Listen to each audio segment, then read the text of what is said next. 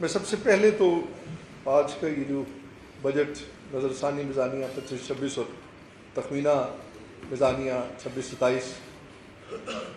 اس حکومت نے پیش کیا، اور میرے خیال میں یہ جمہوریت پہ اعتماد کا ایک تسلسل ہے۔ آج اس ایوان کے اندر یقیناً اس طرف دیکھیے تو ممبران کی عددی تعداد کافی کم ہے، اور یقیناً اس طرف بھی اس طرح سے پوری نہیں ہے، لیکن گیلریز میں موجود افراد اس بات کا ثبوت ہے کہ آج بھی عوام کی امید اسی نمائندہ عوام کے ساتھ ہے۔ میں بھی سوچ رہا تھا کہ مجھ سے پہلے یا ہم سے پہلے انہی کرسیوں پہ جو لوگ موجود رہے بیٹھتے تھے، ان میں بڑے بڑے نام تھے، بڑی بڑی ہستیاں تھے جو روایات کے امین تھے۔ آج یقیناً اس میں بے پناہ کمی ہوئی، لیکن اس کے باوجود میں یہ سمجھتا ہوں کہ جمہوریت کا یہ تسلسل ہے۔ آج 5واں بجٹ اور 4تھا وزیر اعظم، یقیناً سننے میں یہ بات کانوں کو اچھی نہیں لگتی، لیکن یہ بھی ایک غنیمت ہے۔ جس طرح اسلام میں طلاق کو ایک برا فعل سمجھا جاتا ہے لیکن حلال ہے، اس طرح عدم اعتماد کی روایت یقیناً اچھی نہیں، لیکن اسمبلی کی مدت، اسمبلی کا ٹینیور پورا ہونا یہ بھی ایک جمہوریت کا تسلسل ہے، جسے آج تک میں سمجھتا ہوں کہ کشمیر کے اندر اس طرح سے برقرار رہا ہے۔ تو اس حوالے سے جمہوریت کا یہ تسلسل آج تک یہاں پر قائم رہنا، آج کا یہ بجٹ جس میں فاضل رکن ٹیکسواری نے، وزیر خزانہ نے بڑی تفصیل کے ساتھ نمبرز پہ، اعداد و شمار پر جو اس بجٹ کے اندر اس مختصر سی 6 ماہ کی حکومت نے اپنا کام کیا، اپنے اہداف مکمل کیے، اس بات کو سمجھنا ضروری ہے کہ جب ایک حکومت بنتی ہے ایک سوچ کے ساتھ 5 سال کے لیے،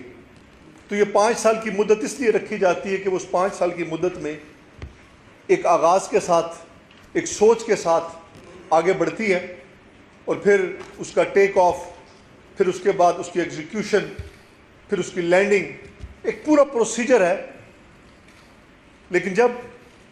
ایک 5 سالہ حکومت کے بھی آخری 6 ماہ ہوتے ہیں، فاروق حیدر صاحب خود پرائم منسٹر رہ چکے ہیں، تو انہیں اس بات کا اندازہ ہوگا کہ آخری 6 ماہ میں کتنی مشکلات پیش آتی ہیں اس حکومت کو جس کے 5 سال کے 6 ماہ رہ چکے ہوتے ہیں۔ میرے والد صاحب بھی وزیر اعظم رہے، 9 ماہ کی حکومت تھی، لیکن جب وہ اس منصب پر فائز ہوئے تو یقیناً لوگوں کو اندازہ تھا کہ 5 سال کی حکومت ہوگی، لیکن وہ 9 ماہ بعد چلے گئے۔ اس ٹینور کے پہلے وزیر اعظم جب قیوم نیاری صاحب آئے تو وہ 5 سال کے لیے منتخب ہوئے، لوگوں کو امید تھی 5 سال رہیں گے۔ پھر تنویر الیاس صاحب آئے، لوگوں کو امید تھی وہ 4 سال رہیں گے۔ پھر انوار الحق صاحب آئے، لوگوں کو امید تھی وہ 3.5 سال رہیں گے۔ لیکن جب یہ حکومت آئی تو سب کو پتا تھا کہ یہ 6 مہینے کی حکومت ہے، کیونکہ اس اسمبلی کی مدت 4 اگست تک ہے۔ تو اس حوالے سے اس میں کوئی ایسی چیز نہیں تھی کہ یہ مدت بڑھائی جا سکتی ہے، اس کے بارے میں سوچا جا سکتا، لیکن اس کے باوجود ایک ایسی فضا تھی، ایک ایسی ہوا تھی کہ سیاست کے اندر لوگوں کا اعتماد ختم ہو چکا تھا، سیاست کے اندر ٹمبر کے ڈنڈوں سے استقبال کیا جا رہا تھا، ایکشن کمیٹی کے ساتھ کیے گئے معاہدات پر بات ہو رہی تھی، اور یہ بحث تھی کہ حکومت لی جائے یا الیکشن کروایا جائے۔ میں فاضل رکن چکار کی اس بات سے اتفاق کروں گا کہ بہت مشکل حالات تھے، لیکن ہم نے یہ فیصلہ اس بنیاد پر کیا کہ ہم ریاست کے اندر سیاسی ماحول کو پھر سے بحال کرنا چاہتے تھے، اور ہم نے کرنے کی کوشش بھی کی اور کیا بھی اس دن کے وقت تک۔ 4 جون سے پہلے اس 6، 6.25، 6.5، پونے 7 ماہ کی حکومت کا ذائچہ، سانچہ آپ کے سامنے، تاؤ بٹ سے لے کر بھمبر تک ایک ایک حلقے میں گیا، ریاست کے اندر ہر وہ رکا ہوا کام اس کو پھر سے چلانے اور بحال کرنے کی کوشش کی۔ عوام دوست پالیسی، میڈیا دوست پالیسی، بیوروکریسی کے ساتھ اعتماد سازی، وفاقی حکومت کے ساتھ اعتماد سازی، ہر وہ کام جو کوئی بھی حکومت کر سکتی ہے وہ کرنے کی پوری نیک نیتی کے ساتھ کوشش کی. کمی کوتاہی یقیناً ہوئی ہوگی. میں کبھی بھی اپنے آپ کو عقل کل نہ سمجھتا تھا، نہ سمجھتا ہوں، بلکہ ہمیشہ ایک ادنا سا طالب علم زندگی کا سمجھتا ہوں جو سیکھتا رہتا ہے وقت کے ساتھ ساتھ آہستہ آہستہ. اس 6 مہینے میں کوشش کی کہ دستیاب وسائل، امید تھی کہ چونکہ یہ ایک ایسا مشکل دور تھا جس میں ایک جنگ تھی ایک بیانیے کے خلاف، ہمیں ایکسٹرا اکوموڈیٹ کیا جائے گا، وفاق سے فنڈز دیے جائیں گے، ہمارے لیے مزید آسانیاں ہوں گی. لیکن اس کے باوجود کچھ قدرتی ایسے معاملات ہوئے، خطے کی صورتحال ایسی بنی، ایران امریکہ کی جنگ ہوئی جس کی وجہ سے پوری پاکستان کی اکانومی تبدیل ہوئی. اسی ٹینیور میں الیکشن کے لیے 2 ارب روپیہ وہ مہیا کیا. امن عامہ کی صورتحال کے لیے 2 ارب سے زائد اخراجات ہوئے. ملازمین اور محکمہ جات کی اصلاحات کے لیے 6 ارب روپیہ لگا، اور بجلی کی مد میں 15 ارب روپیہ آمدن کا، وہ بھی اس کا بھی بوجھ ہمارے اوپر تھا. لیکن اس کے باوجود اللہ کے فضل و کرم سے میں یہ کہنے میں حق و جانب ہوں کہ یہ بجٹ آمدن اور اخراجات میں جو ہم نے توازن رکھا یہ آسان بات نہیں تھی. لیکن آج جو بجٹ پیش کیا گیا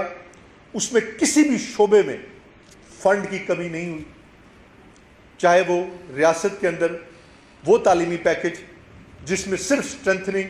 اور اپ گریڈیشن نہیں تھی، ریشنلائز کیا گیا، اس میں بھرپور ڈیلیبریشن کی گئی. حکومت و اپوزیشن کو دونوں کو کوشش کیا گیا کہ متوازن اور ساتھ رکھ کر اور اس بنیاد پر جس میں ہمارے بچے تعلیم حاصل کر سکیں وہ دیا گیا. سڑکات پوری ریاست کے اندر ماضی کی اور موجودہ وہ بھی اس میں 500 کلومیٹر اور ماضی کے بھی فنڈز اس میں بھی مہیا کیے گئے. اور اس سے ہٹ کر ہر شعبہ زندگی میں جس میں 6 ماہ کے اندر کام ہو سکتا کیا گیا. لیکن اس کے بعد اچانک جب الیکشن شیڈول کا اعلان ہوا، یقیناً جلدی نہیں تھی. الیکشن اس اسمبلی کی مدت 4 اگست تک ہے، شیڈول 15 جون کو بھی آ سکتا تھا، فرق نہیں پڑتا 7-8 دن. لیکن حکمت عملی اور موجودہ حالات کے تناظر میں کچھ چیزیں جن سے شاید مجھے آگاہی ہے آپ کو نہ ہو شاید، لیکن آ گیا. یقیناً الیکشن تو ہونا تھا، 5 دن بعد ہوں یا 5 دن پہلے ہوں. اس موجودہ حالات میں بھی ساری سچویشن کو قبول کیا، بھاگنے کے بجائے فیس کیا. مظفر آباد کیپٹل کے اندر رہا، میڈیا کے اندر ہر چیز کا جواب دیا اور ہر نوٹیفیکیشن کو ایکسیپٹ کیا اور کہا کہ اس کی آنرشپ لیتا ہوں. جناب اسپیکر چاہتا تو جس وقت الیکشن شیڈول آیا اور ریاست کے اندر ایک ایسی کیفیت ہوئی جس کے بارے میں نے کہا تھا کہ جب وہ لوگ آئیں گے تو میں پانی پلاؤں گا، ایک خوبصورت وکٹری سپیچ دیتا جس میں کہا جاتا کہ یہ میرے پیپلز پارٹی کا 6.5 ماہ کا دور تھا، یہ کام کیے، لوگوں میں موبلائزیشن کی، اب ہمارا اس سے کوئی تعلق نہیں. اور اس وکٹری سپیچ کے ساتھ استعفیٰ دے کر اس نظام کو ایک ایسے جگہ پر چھوڑ جاتا جہاں پر یا تو کوئی دوسرا وزیر اعظم آپ کو سلیکٹ یا الیکٹ کرنا پڑتا، چاہے وہ پیپلز پارٹی کو ہوتا یا نون کو ہوتا، یا پھر ایمرجنسی یا کوئی ایسی کیفیت آ جاتی جس کا خمیازہ نسلیں بھگتتی. وہ ایک کہا جاتا نا کہ قوموں کی تاریخ میں کچھ ایسے لمحے آتے ہیں کہ جب تاریخ آپ سے رائے نہیں مانگتی،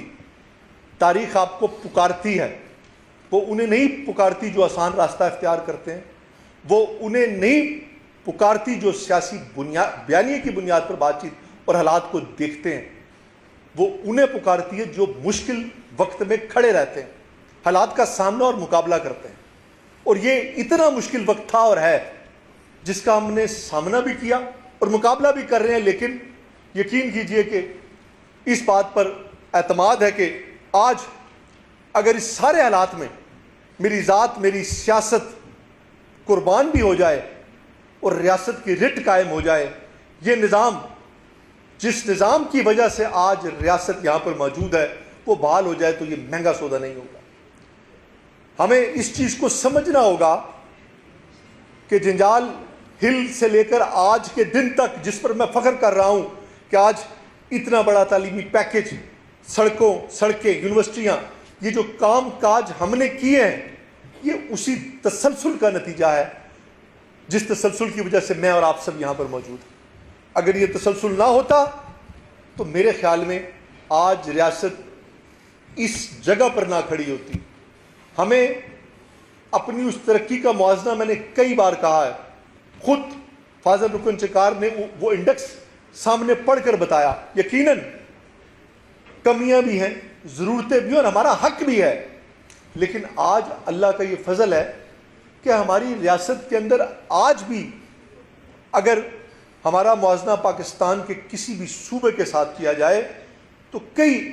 حالات اور معاملات میں ہم ان سے کجا گنا بہتر ہیں۔ ہمارا بجلی کا نظام،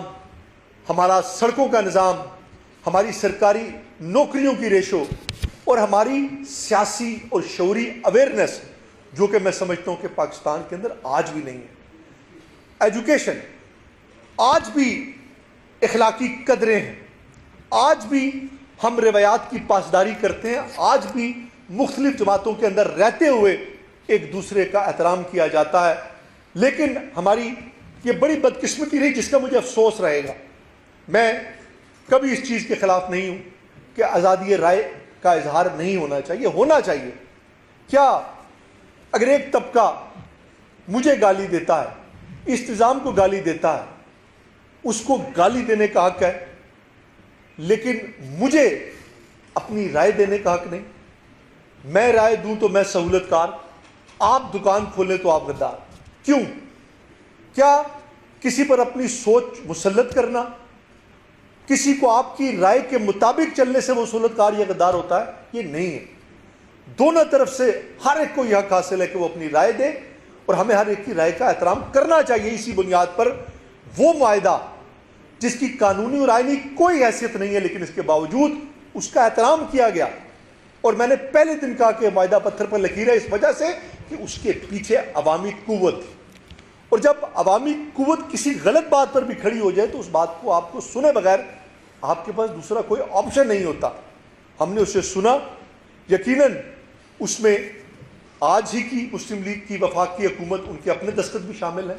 وفاقی حکومت کی گارنٹیاں، اور اگر وہ اپنی گارنٹیوں سے پیچھے ہٹتے ہیں تو ہمیں اس میں کوئی اعتراض نہیں ہے، لیکن ہم نے اس کی پوری پاسداری کی، اور جو بھی اس ریاست کی حکومت کی ڈومین میں معاملات تھے، چاہے وہ 20 رکنی کیبنٹ ہو، چاہے آپ کے محکموں کا آپس میں مرج کرنا ہو، چاہے پراپرٹی ٹیکس میں کمی ہو، چاہے شیڈول بینکنگ کے لیے پیسے اور فنڈ ایکوٹی مہیا کرنا ہو، ہر وہ چیز جو ریاست نے کرنی تھی اس میں ایک لمحے کے لیے تاخیر نہیں کی گئی، اور جو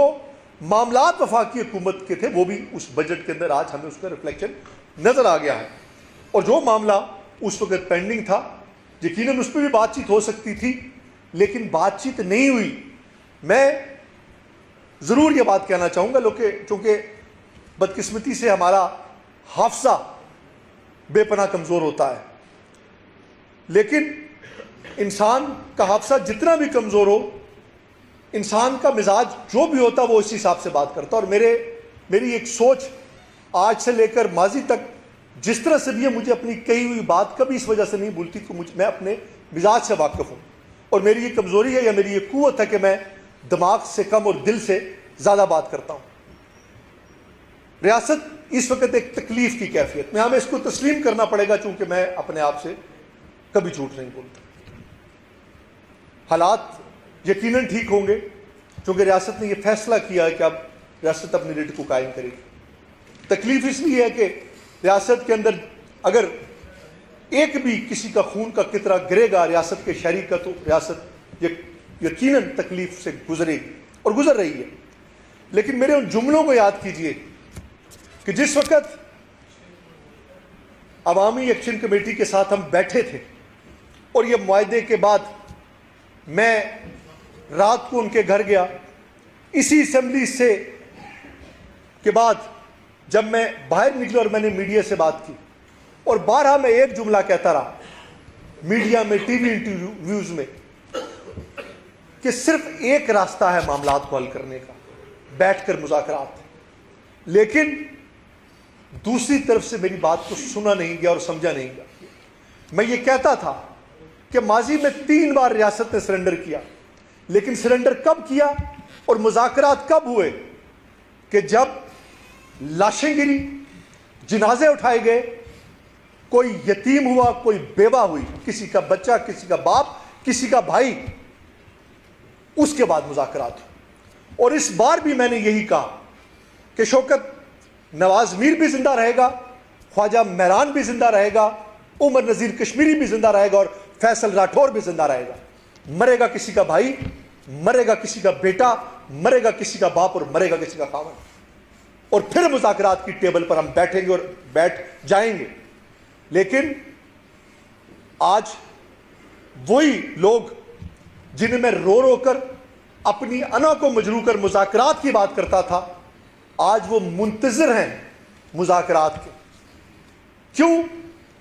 وہ لاشیں میرا ایندھن نہیں تھی، وہ اس تحریک کا ایندھن تھی۔ جب آج معاملات، مسائل یقیناً ٹھیک ہے، عوامی حقوق کے لیے ہیں، عوامی حقوق کی بات کی جاتی ہے، لیکن وہ بات کرنی کس نے ہے؟ وہ بات اس ایوان نے کرنی ہے، وہ منتخب نمائندگان نے کرنی ہے،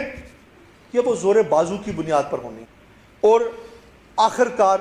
اس کا نتیجہ یہی ہوا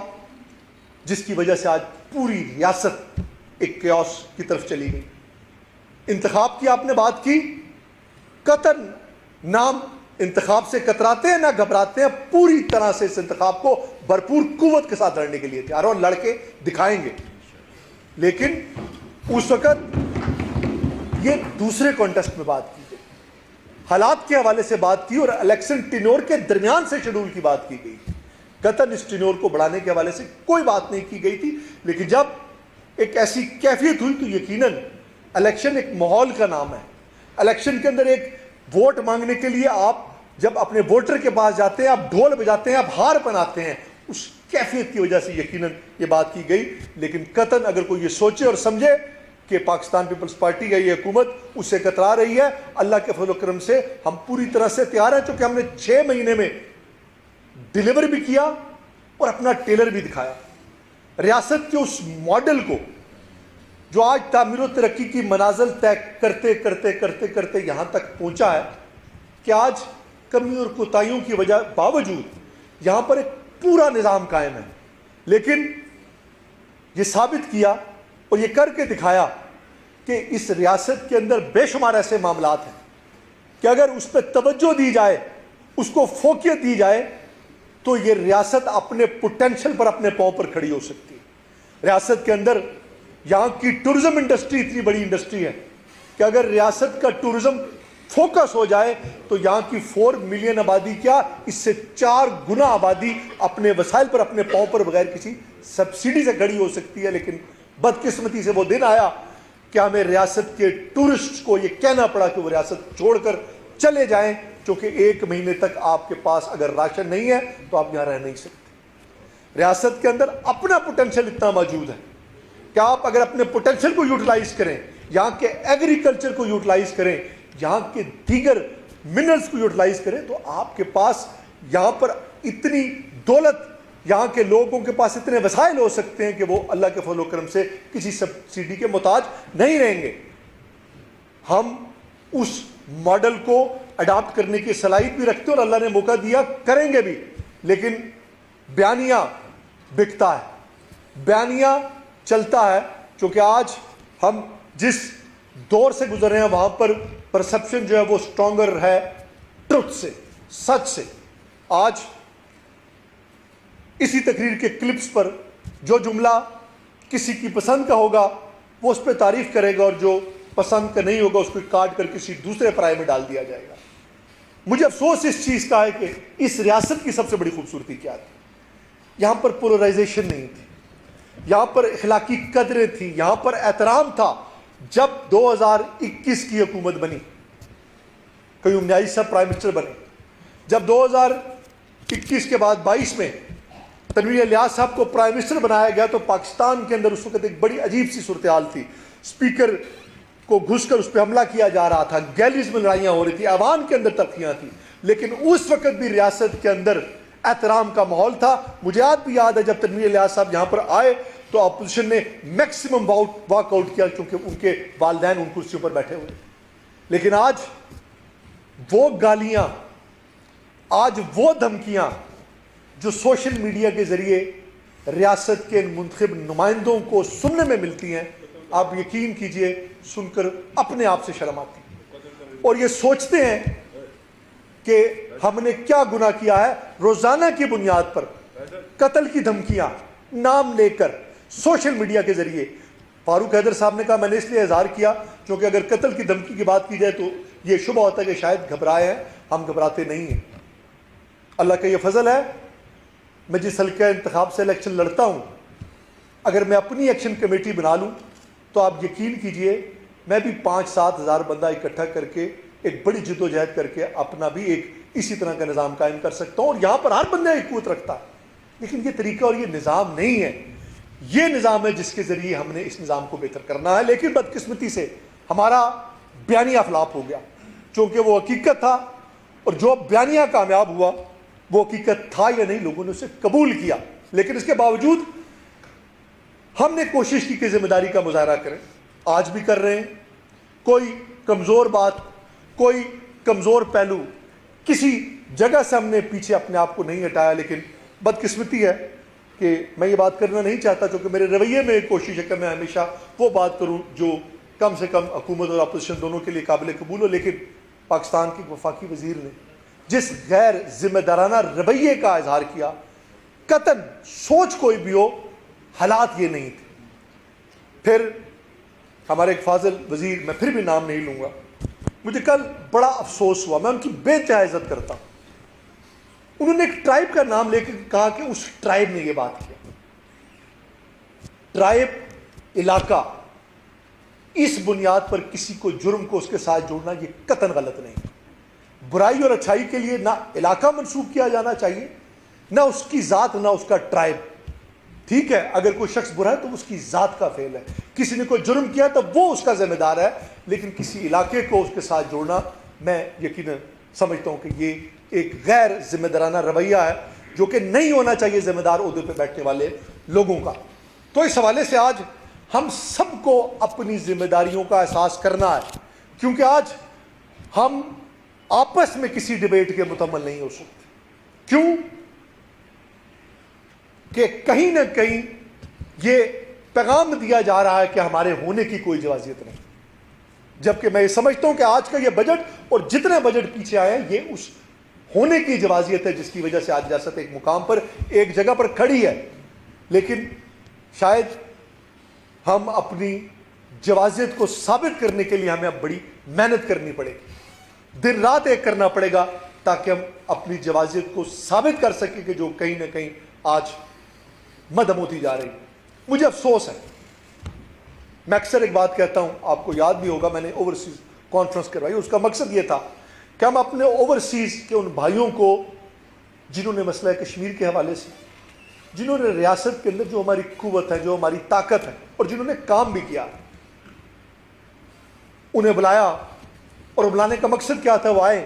यहाँ पर इन्वेस्ट करें, अपने पोटेंशियल को यूटिलाइज करें, क्योंकि वो हमारा हिस्सा और हमारी सबसे बड़ी कुव्वत है। यकीनन उन्हें तकलीफ हुई, उन्होंने दुख का इजहार किया,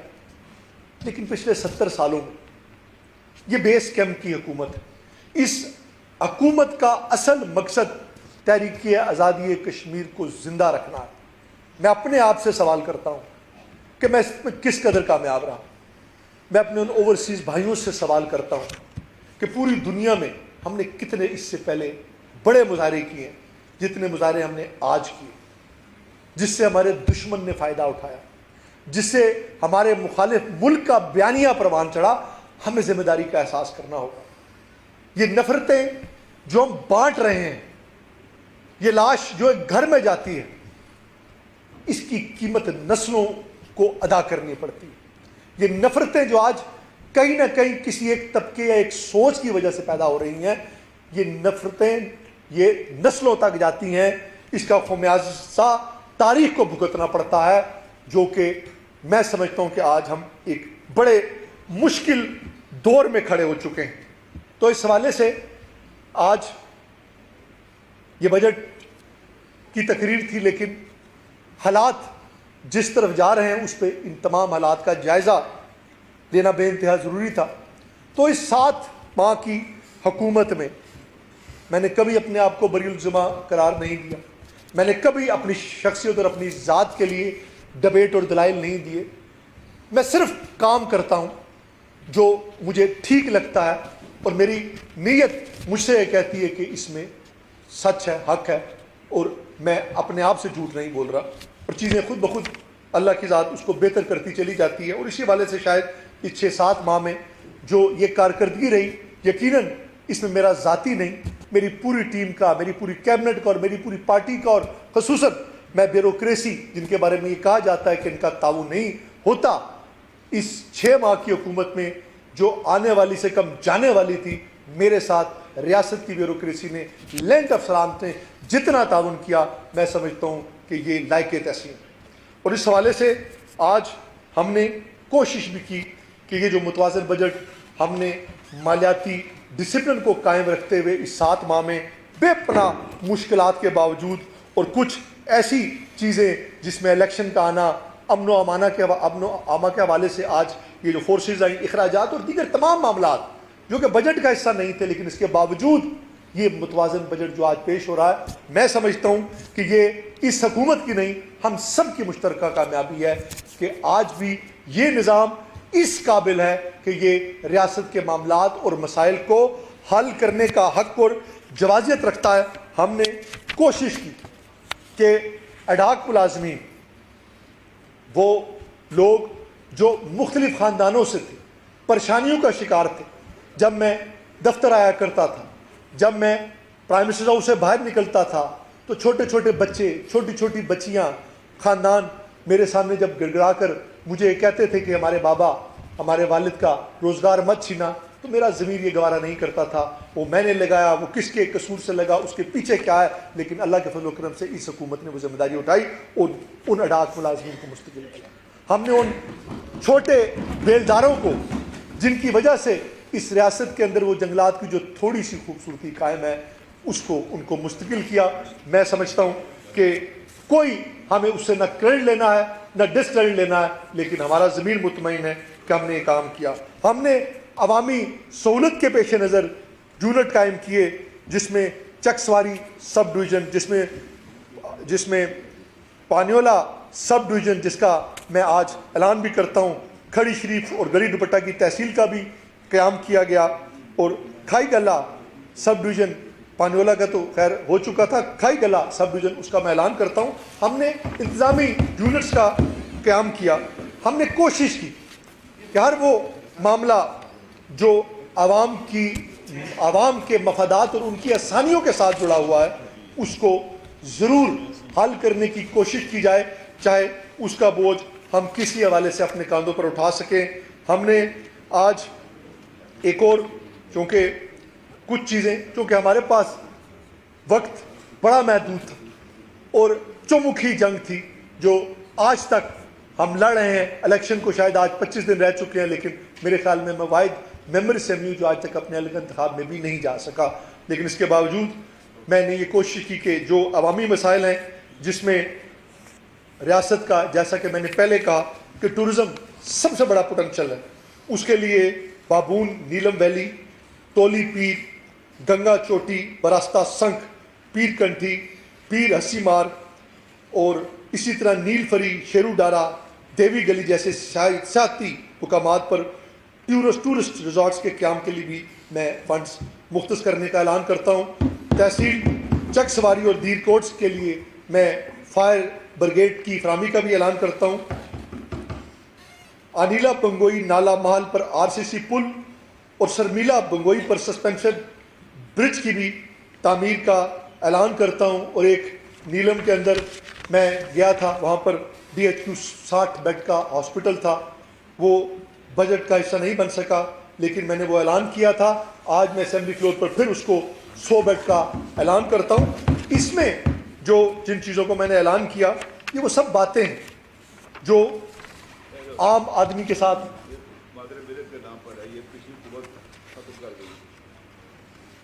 فاطمہ جناح لیڈی پارک مظفر آباد کا نام بھی فاطمہ جناح کے نام پر دوبارہ سارا کچھ ہم نے دیا تھا وہ ختم کر گئی تھی پی ٹی آئی اس کو دوبارہ ٹھیک کرو. اس کو دوبارہ جس کا فاضل رکن چکار نے فاطمہ جناح لیڈی پارک کے حوالے سے کہا کہ اسے ختم کر دیا گیا, تو میں اعلان کرتا ہوں کہ اسے دوبارہ سے پھر سے بحال کیا گیا. تو یہ تمام چیزیں جس کا میں نے ذکر کیا یہ عوامی نوعیت کی تھی, اور یقیناً دستیاب وسائل کے اندر, محدود وسائل کے اندر ان چیزوں کو حل کرنا بے انتہا مشکل تھا, لیکن ہم نے یہ کوشش کی کہ کسی بھی شعبے کے اندر فنڈز کی کمی نہ ہونے دیں. اور یہ اللہ کا فضل ہے کہ آج اس 6-7 ماہ کی یہ حکومت, یہ اسمبلی جو اب اپنے اختتام کی طرف جا رہی ہے, ہم نے ایک بہترین متوازن بجٹ پیش کیا جس میں ہر وہ معاملہ جو عوامی نوعیت کے ساتھ تھا, جو عوامی مفادات کے ساتھ جڑا ہوا تھا, اس کے لیے ہم نے ہر طرح کی مشکل برداشت بھی کی. اور آج کچھ چیزیں جو رہ چکی تھیں, ایک ٹیکنیکل کالج چک سواری, اس کا بھی میں اعلان کرتا ہوں, اور ریسکیو سینٹر 8 مقام جو کہ دور افتادہ علاقہ ہے, اس کا بھی قیام کا, جورا اور کوٹن کا بھی اس پہ اعلان کرتا ہوں. تو جناب اسپیکر, میں ایک بار پھر اپنے تمام ممبران کا, اپوزیشن اور حکومت دونوں کا اس حوالے سے شکریہ ادا کروں گا کہ تنقید برائے اصلاح, یقیناً میں اس کا قائل بھی رہا ہوں, اور تنقید یقیناً اچھی چیز بھی ہے. جب عوامی ایکشن کمیٹی کا آغاز ہوا تھا آٹے پر اور بجلی پر,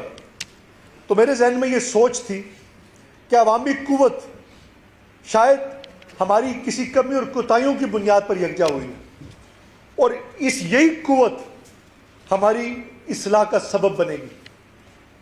ہمیں خود احتسابی کا موقع ملے گا اور ہم بہتری لے کر آئیں گے. لیکن جب وہ تحریک اس سے آگے بڑھ کر ایک پیرلل نظام کی طرح سامنے کھڑی ہوئی, تو یقیناً کسی ایک نظام کو ہی قائم رہنا تھا, اور نظام یہی قائم رہے گا جو عوامی ووٹ کی قوت اور طاقت سے آئے گا. اور انشاءاللہ ہمیں یقین ہے کہ آنے والے وقت میں, چونکہ الیکشن کا بگل بچ چکا ہے, دنگل سج چکا ہے, اور انشاءاللہ ہمیں یہ اعتماد ہے کہ ہماری یہ 6 ماہ کی جو مختصر کارکردگی تھی, ہم نے ریاست کو ایک ترقی کی سفر پر ڈالنے کی بھرپور